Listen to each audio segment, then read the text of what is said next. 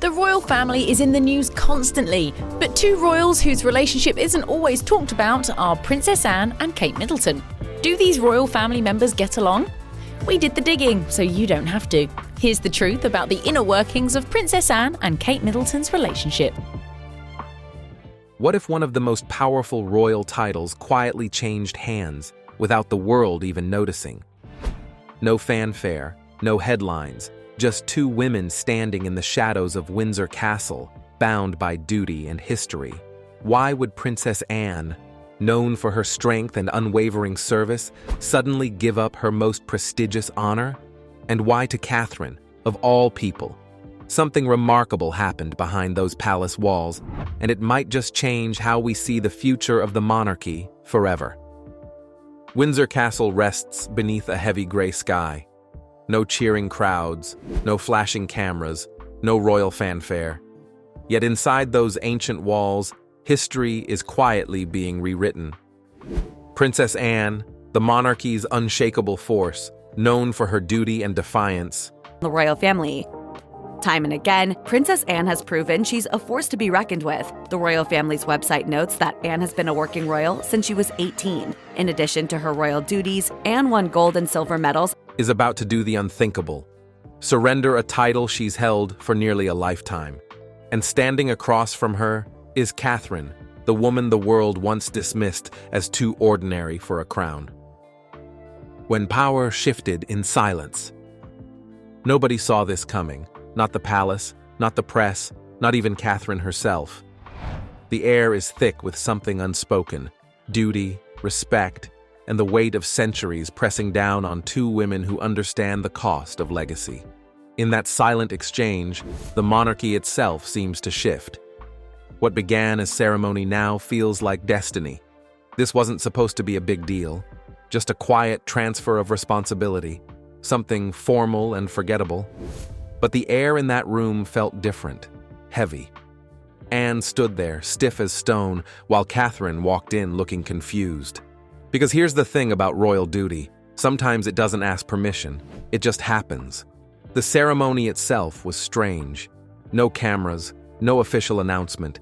Just Anne walking in with two assistants sworn to secrecy. They carried a small velvet box, sealed with a royal symbol nobody outside the family would recognize. Inside sat something precious, not a crown or jewels, a symbol of honor that gets passed once in a generation, if that. Anne had promised herself this honor would end with her. Today, she was breaking that promise. Catherine arrived minutes later, summoned under false pretenses. She thought she was coming for a routine briefing. Instead, she walked into a candlelit hall and saw Anne standing there like a soldier preparing for battle. When Anne held out her hand, Catherine froze. Just for a second. Catherine understood instinctively that whatever was being offered wasn't a gift. It was a burden wrapped in ribbon. The royal assistants left the room. Anne and Catherine stood alone. Then Anne spoke words she'd memorized long ago, words that trembled only once. Words about holding power not with pride, but with weight. About serving without demanding recognition. What looked like an honor was actually a transfer of something far more complicated. Responsibility, legacy, the invisible chains that bind the monarchy together. Here's what made it dangerous. The king wasn't there. His absence wasn't accidental. This entire event had been arranged without his approval, which made it as risky as it was symbolic. Some whispered that Anne was rebelling. Others believed she was performing her final act of loyalty. Or maybe she was simply acknowledging something she'd tried to deny. That Catherine had already become what the monarchy needed. Outside, journalists camped by the gates, completely unaware they were missing the most significant royal moment in decades. Inside, Catherine stood motionless, clutching the insignia. She wanted to ask why, but Anne's expression gave nothing away. By the time the two women separated, Windsor felt different, charged. A title that Anne had guarded fiercely now belonged to an outsider. Hours passed. Catherine's car disappeared into the fog. Anne stayed behind, staring at the empty velvet case. Her eyes looked haunted. The vow she'd made decades ago had been shattered, and the cost was only beginning to reveal itself. The Iron Princess. Long before Catherine ever stepped foot in a palace, Anne had built herself into something unbreakable. She was the daughter who never complained, the sister who never begged for attention, the royal who wore honor like armor. Anne, the Princess Royal, is King Charles's younger sister. She has been the Colonel of the Blues and Royal's British Army Regiment. But underneath, Anne carried a hidden promise, one she'd made during her mother's reign. The title she held would die with her. At least, that's what she thought. Anne's story didn't start with privilege. It started in shadow. As Queen Elizabeth's only daughter, she was the invisible heir. Royal living, as charming as it sounds, Princess Anne may be a privileged royal who grew up in the lap of extreme luxury, but the truth about her life is more tragic than you may think. Royal by blood, but overlooked by destiny. Her brother Charles was the future. Anne was just the constant reminder of duty without power. But she didn't resent it. She shaped it into something fierce. When the Queen gave her a title that symbolized sacrifice rather than status, Anne understood what it meant. It wasn't meant to elevate her, it was meant to bind her. Years passed. Anne became known as the monarchy's Iron Heart, unwavering, incorruptible, but even iron rusts from the inside. Behind closed doors, she carried crushing isolation. Her marriage to Mark Phillips became another chain. Captain Mark Phillips is known by many royal watchers as the first husband of Princess Anne, daughter of Queen Elizabeth. Since their divorce in 1992, he's remained in the spotlight for reasons both good and bad. He wanted freedom. She needed structure. When whispers reached her that Mark wanted to loosen royal protocol, she went silent. Because silence was her shield. Love was temporary. Duty was eternal. She made a vow. No one unworthy would ever carry this title. That promise was made on a rainy night in Balmoral, just her and her mother. Elizabeth's voice was quiet but firm. "This title isn't given lightly," she said. "It must be guarded." Anne promised she'd never let it fall into the wrong hands, but promises made in warmth often harden into burdens. As the modern world crept into the royal family, Anne watched with growing concern. The younger royals became the faces of a new monarchy Anne barely recognized. Their charm seemed effortless, but to Anne it felt dangerously close to acting. She'd spent her life shielding the crown from spectacle. Now the crown was becoming the spectacle. As a senior royal, Princess Anne is consistently one of the busiest members of the clan. Based on the number of official royal engagements she takes part in, the Princess Royal completes hundreds of engagements each year. Catherine bothered her most. She represented a contradiction Anne couldn't reconcile, a commoner who'd mastered royal grace, a woman adored not for her title but for her humanity, everything Anne had never been allowed to be. She saw in Catherine both something to admire and something to fear. To Anne, warmth and empathy weren't virtues, they were vulnerabilities. Behind her composed face, Anne fought an internal war. Every headline about Catherine felt like quiet erosion of the old order, but the vow still held her. What Anne couldn't see was that fate was already testing that promise. The woman Anne swore never to trust would eventually embody the very strength Anne claimed as her own. The outsider who mastered the game. Catherine was never meant to belong, a middle-class girl, a university sweetheart. But she learned fast. To survive the palace, you smile in silence and strike with grace. Behind her calm exterior, she was quietly reshaping what royal femininity meant. Catherine entered a world where bloodline mattered more than love. But she didn't fight it. She adapted. Slowly, methodically, she mastered it.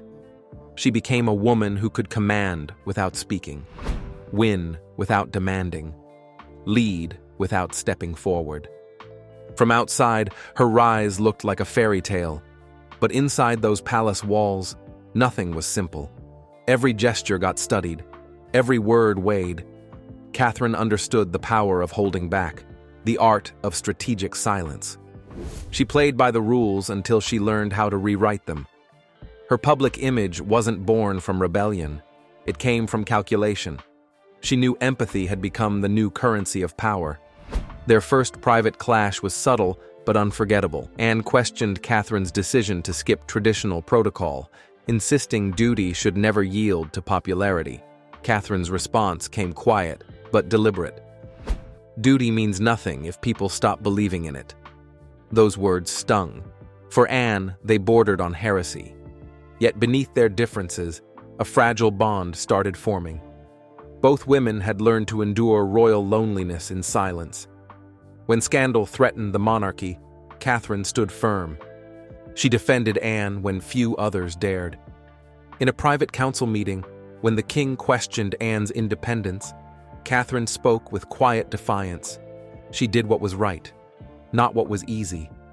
Isn't that what loyalty truly means? The room went silent. For the first time, Anne looked at Catherine as an equal. From that moment, their relationship shifted. Anne saw in Catherine the evolution of discipline, transformed, softened, yet equally unbreakable. She didn't say it out loud, but she knew.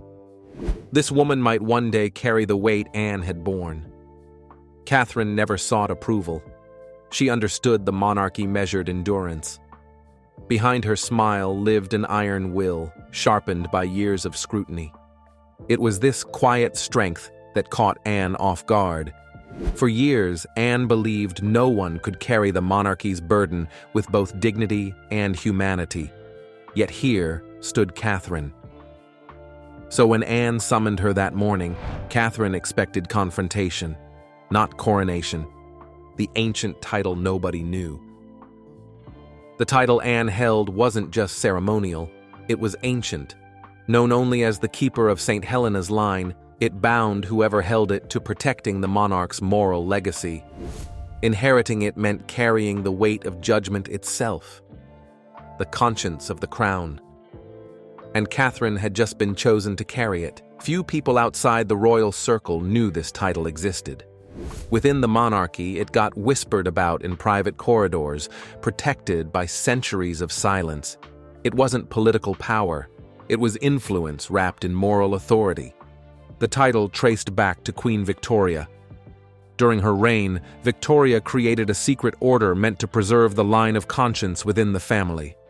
The one chosen as keeper would serve as hidden guardian of royal integrity, the voice that could question the monarch, the soul ensuring the crown's purity.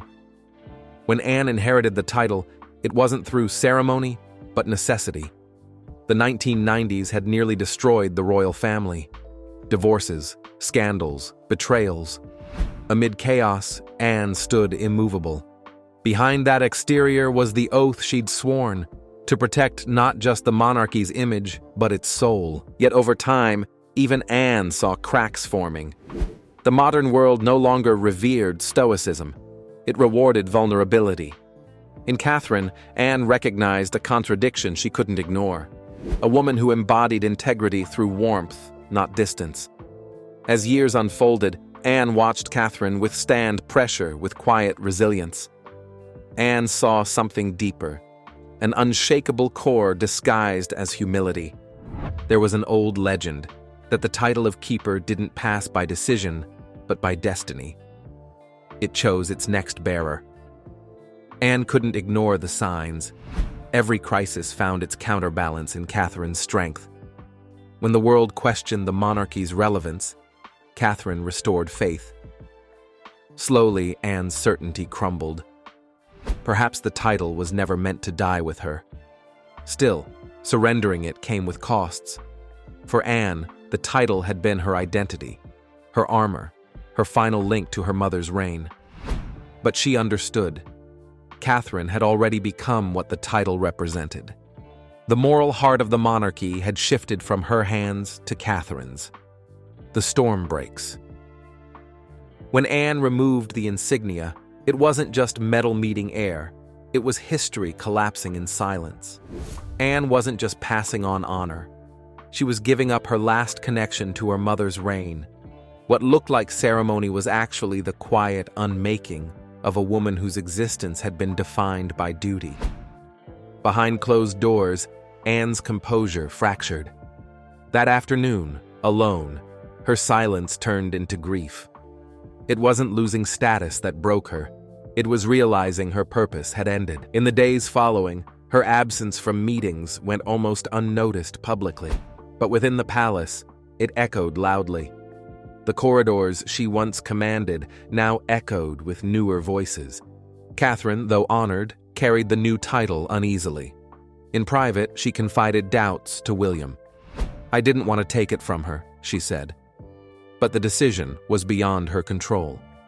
Whispers soon circulated. Some claimed the transfer had triggered an ancient clause. Others murmured about tension between the king and his sister.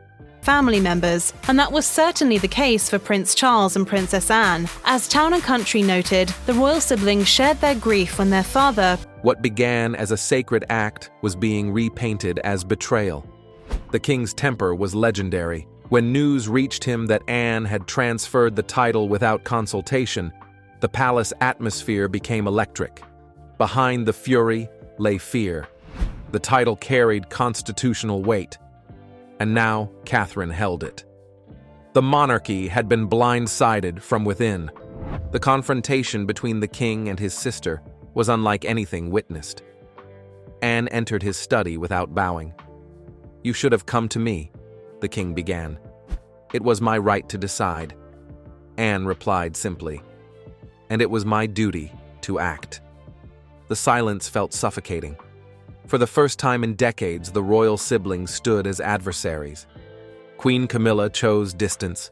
She said nothing publicly, vanished from engagements. The title change of the Queen is clear. King Charles III was officially crowned King of the United Kingdom. Her withdrawal sent a message to Catherine, a warning. Meanwhile, Catherine withdrew from public life for 3 days. No appearances, no statements. The world noticed immediately. Then came the leak. A confidential memo found its way to a journalist. An order to review the legality of the transfer. The revelations sent shockwaves. It was no longer a family matter. It had become a constitutional scandal. When secrets become headlines. The world found out through a leak, a single photograph that shouldn't have existed. It showed Anne's hand on Catherine's shoulder. Princess Anne and Kate Middleton's relationship. There's no denying that the media coverage of Kate Middleton has been extensive. Within hours, the image was everywhere. What was once an act of devotion became a narrative of betrayal and power. The monarchy had lost control. The photo traveled faster than any statement could contain. Every headline screamed about secrecy. An anonymous staff member had released it with a cryptic line. Power changes hands quietly, but its echo is never silent. The message implied usurpation, a hidden shift the king hadn't sanctioned. What followed was chaos. The press called it a hidden abdication. Commentators speculated about constitutional implications. The public was enthralled. Some saw Anne's gesture as noble. Others painted her as a strategist. Whatever the intention, the monarchy's unity had shattered. For Catherine, the storm felt suffocating. What began as an unwanted honor now made her the face of controversy. Allies grew cautious. Even William struggled to navigate shifting loyalties. Catherine bore it all with silent grace. Though Anne publicly defended her once, she soon retreated. The sisterhood between them fractured. As the world debated whether Anne had acted out of love or rebellion, one possibility surfaced: that none of this was accidental, that it was part of something older, the prophecy tied to the title itself. For centuries, archivists whispered about the prophecy of St. Helena's line. It claimed that when the bearer passed it to one not born of royal blood, the crown would either fall or be reborn. The legend endured because every few generations it seemed to manifest. Historians recalled King Edward's abdication. Others whispered about a queen who nearly passed the seal to her confidant, only to die days later. Anne had grown up with that story. Her mother had warned her that some legacies are too heavy to share. And now she'd done exactly what generations feared. The new bearer, Catherine was no royal blood. Catherine only learned the full legend after the leak. Late one evening, she wrote to the king. The letter was never made public, but insiders spoke of its tone: humble, sorrowful, unflinching. If this title was born of integrity, she wrote, then perhaps it chooses not by blood, but by heart. The king never replied. Outside the palace, fascination turned to frenzy. Newspapers revived the legend. Royal watchers debated whether Catherine's rise was renewal or doom. The prophecy had escaped the archives. Every appearance by Catherine got analyzed like scripture. Anne was haunted by what she'd set in motion. Her decision had defied logic. But something deeper had driven her. An intuition that the monarchy was on the brink, that only transformation could save it. The prophecy was no longer legend. It was alive. Sometimes the only way to preserve the old is to let it die in the hands of the new. The woman who changed everything. When Catherine finally emerged from the palace, the world watched in silence. Gone was the timid duchess. In her place stood a woman reborn, adorned with the insignia, walking not beside power, but within it. The torch had been passed. Her reappearance was deliberate, but not performative. The press had expected contrition. What they found was composure sharpened into strength. Catherine had transformed into someone who now commanded expectation. As cameras clicked, the woman accused of ambition simply stood still, her calm more powerful than any speech. Inside the palace, tension found its resolution through a single moment. When Anne approached her unannounced, the air changed. No apologies exchanged, only a brief pause, a shared glance, the faintest nod. It wasn't forgiveness, but acceptance. For Anne, it was acknowledgement that the legacy had found its rightful heir. For Catherine, gratitude for a burden now shared. The two women had rewritten history, not through force, but through faith. Even the king couldn't deny what was unfolding. At the next state event, when Catherine entered wearing the insignia that once belonged to Anne, all eyes turned to him. A brief hesitation, then a nod, formal, restrained, but unmistakable. His reluctant acknowledgement, a silent surrender to inevitability. Beyond the palace walls, the world watched in awe. What began as quiet controversy soon became a symbol of hope. Catherine had not just accepted a title, she had redefined it. In her grace and courage, people saw the monarchy reborn, softer, stronger, more human. Yet even in triumph, a quiet ache lingered. The crown had endured, but it had changed. The era of silence had faded, giving way to a new kind of strength, one carried not by power, but by heart. And as the palace lights dimmed that night, one truth glimmered through the ages. In the House of Kings, it is always the women who keep the flame alive. If this story moved you, don't forget to like, share, and subscribe for more untold moments from behind the palace gates. Because sometimes, the quietest stories are the ones that change everything.